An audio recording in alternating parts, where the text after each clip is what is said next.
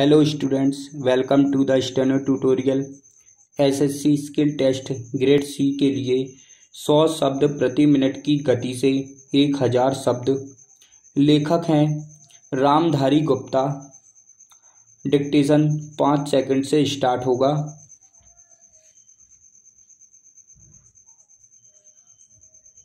Yes, start. महोदय, यहाँ यह उल्लेखनीय है कि शीत युद्ध की समाप्ति व समाधान एशिया की घटनाओं तथा अफगानिस्तान से सोवियत सेना की वापसी से ही हुआ है।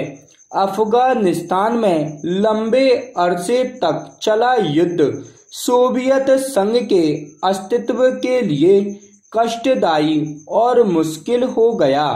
इस भयावह युद्ध से सोवियत सेनाओं की वापसी से अनेक घटनाओं ने जन्म लिया, जिनकी परिणति शीत युद्ध की समाप्ति से हुई तथा जिसमें जर्मनी का एकीकरण तथा सोवियत संघ का विघटन शामिल है।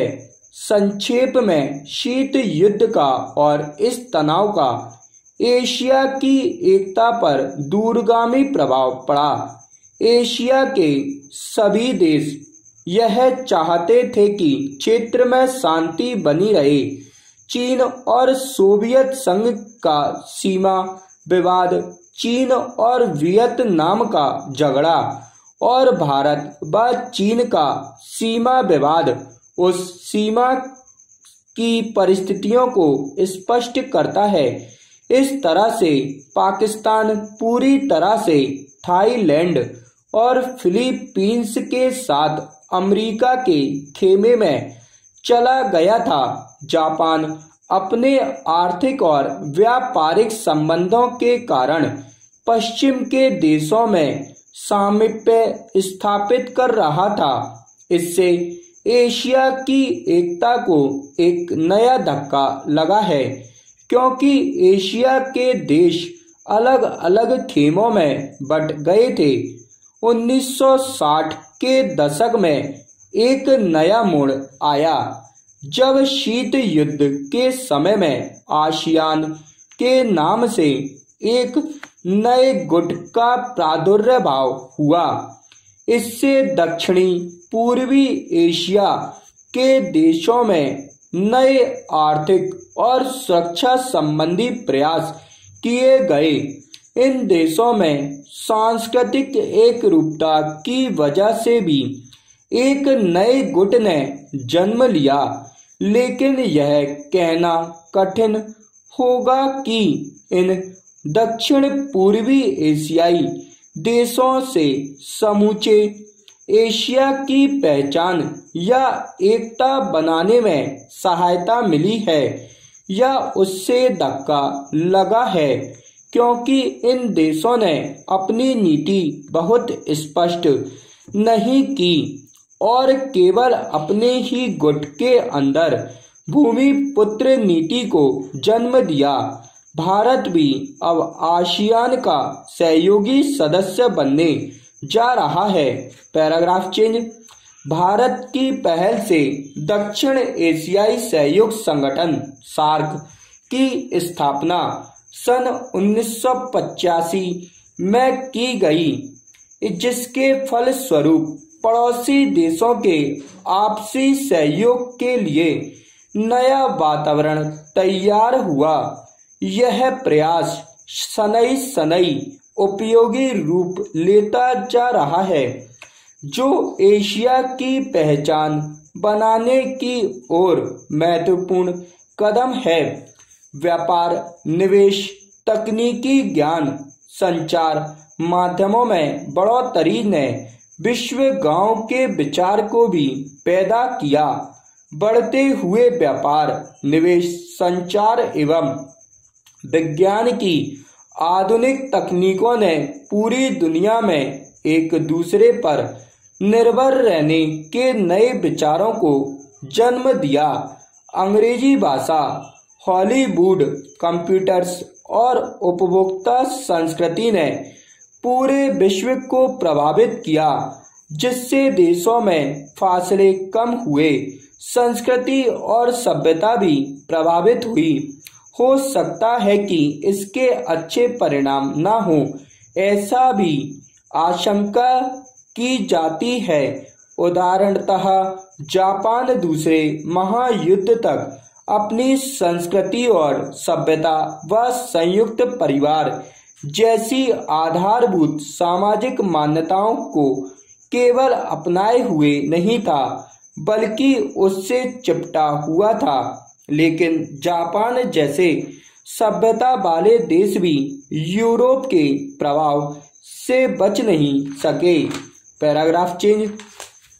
महोदय, दूसरे शब्दों में आर्थिक व्यापारिक निवेश और तकनीकी कारणों से द्वितीय महायुद्ध के बाद और शीत युद्ध के दौरान एशिया के देशों में पुनः धुंधलापन पैदा हुआ। लेकिन यह सही नहीं है कि एशिया की संस्कृति और सभ्यता को पश्चिम के प्रभाव और आधुनिकतम तरीकों ने नष्ट कर दिया। हाँ, एक धक्का जरूर दिया, पर समय समय पर एशिया का यह रूप, एशिया की यह सभ्यता और संस्कृति बलशाली तरीके से उदयमान होती दिखाई देती है। पंडित जवाहरलाल नेहरू ने 1945 में अपनी पुस्तक डिस्कवरी ऑफ इंडिया में एशिया की पहचान पर लिखा है कि हजार वर्षों से जब यूरोप अपने अंधकार के युग में था, एशिया ने अपने मनुष्यों की प्रगतिशील आत्मा को प्रभावशाली ढंग से दर्शाया। उन्होंने यह विश्वास भी जताया कि एशिया की संस्कृति और सभ्यता यूरोप की संस्कृति और सभ्यता से अधिक प्राचीन है।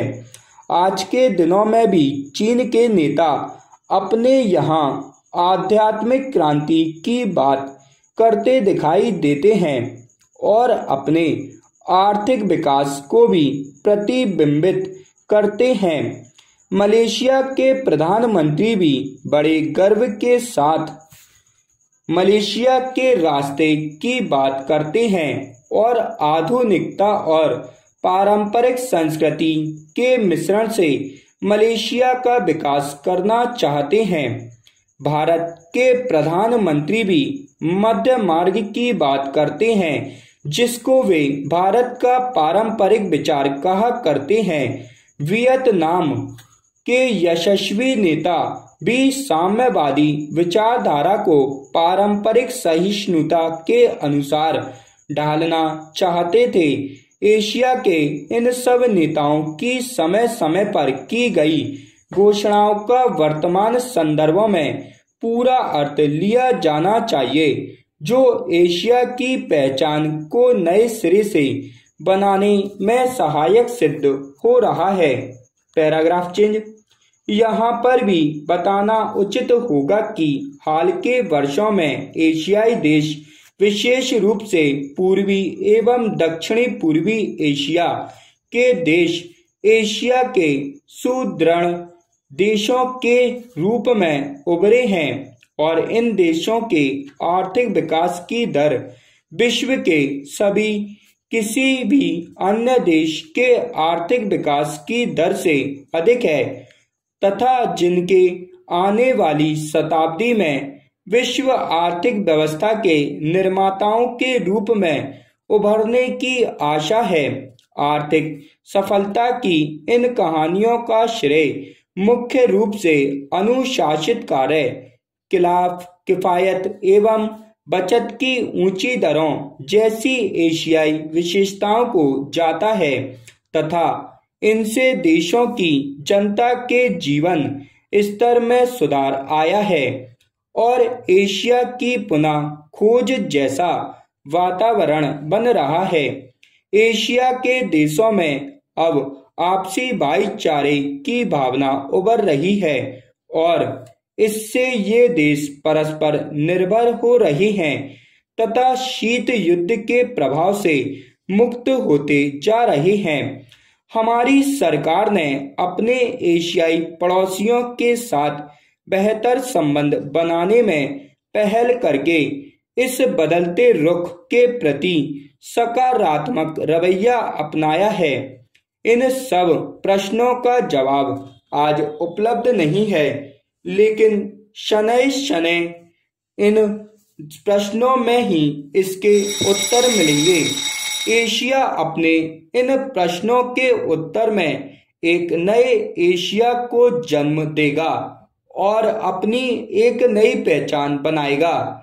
यूरोप और अमेरिका के आधुनिक औद्योगिक विकास में फर्क नजर आता है। स्टॉप।